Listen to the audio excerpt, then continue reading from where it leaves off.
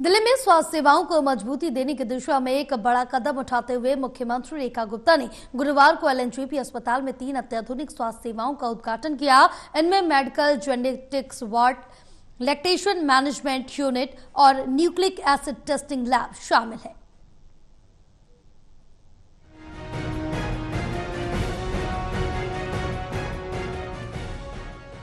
एलएनटीजी अस्पताल में गुरुवार को दिल्ली को उसकी पहली मेडिकल जेनेटिक्स वार्ड की सौगात मिली। इसके साथ ही लैक्टेशन मैनेजमेंट यूनिट और आध्यात्मिक एनएटी लैब की भी शुरुआत हुई। इस मौके पर मुख्यमंत्री रेखा गुप्ता और स्वास्थ्य मंत्री डॉक्टर पंकज कुमार भी इस मौके पर मौजूद रहे।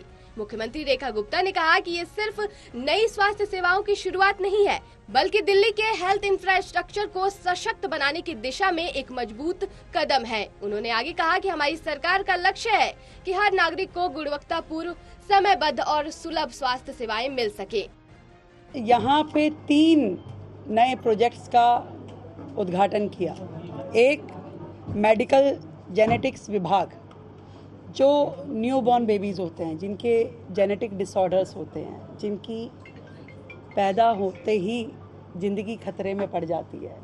मुझे कहते हुए ये हर्ष है कि यहाँ लोकनायक अस्पताल में हमने मेडिकल जेनेटिक विभाग का आज उद्घाटन किया, जो कि पूरे देश में 4th और दिल्ली राज्य में पहला ऐसा सेंटर है जिसके माध्यम से वो बच्चे जो पैदा होने के साथ कई बीमारियों को अपने जेनेटिक्स में लेके पैदा हुए हैं, उनका इलाज संभव हो पाएगा।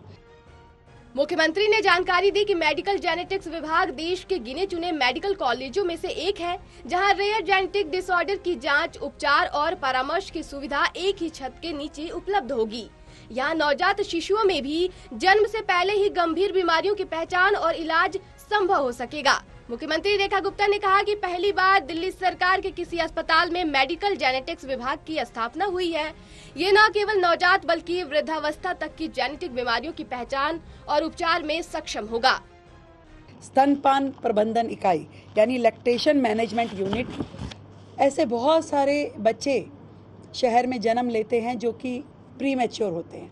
उनकी माँ इस हालत में नहीं होती कि उनको माँ का दूध मिल सके। ऐसे में जो माँ अपना दूध दूसरे बच्चे को दे पाने की स्थिति में है, उन सब का एक जिसे कहें मिल्क यूनिट बना करके, एक मिल्क बैंक बना करके, उन बच्चों को जिनकी माँ उन्हें दूध नहीं दे पा रही, उन बच्चों को भी अब दूध देना संभव होगा। और हम सब जानते हैं कि माँ का जो दूध है वो बच्चे के लिए कितना आवश्यक है।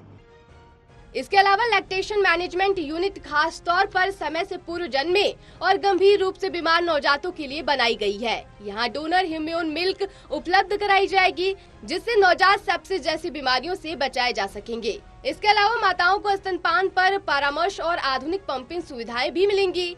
वहीं इसके साथ ही एनएटी लैब की भी शुरुआत से HIV, हेपेटाइटिस B और C जैसी बीमारियों की प्रारंभिक अवस्था में ही पहचान की जा सकेगी। हमें बड़ा अफसोस है कि पिछली सरकारें 10 साल 11 साल के अपने कार्यकाल में ऐसी स्थिति में दिल्ली हमें सौंप के गई है।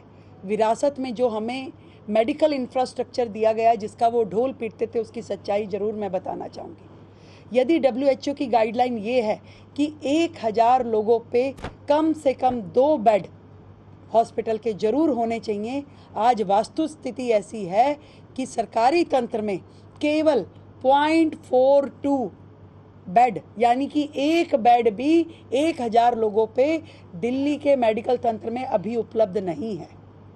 कितने अफसोस की बात है। और यदि हम प्राइवेट सेक्टर को भी जोड़ लें तो दिल्ली में 1.5 बेड उपस्थित है दिल्ली के लोगों के लिए पर यूनिट 1000 लोगों पे।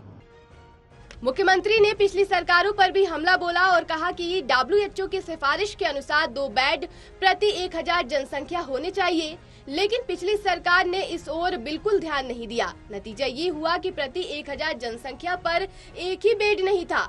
अब दिल्ली सरकार का लक्ष्य है कि अगले कुछ वर्षों में 3 बेड प्रति 1000 नागरिक सुनिश्चित किया जा सके। दिल्ली से प्रणय शर्मा की रिपोर्ट।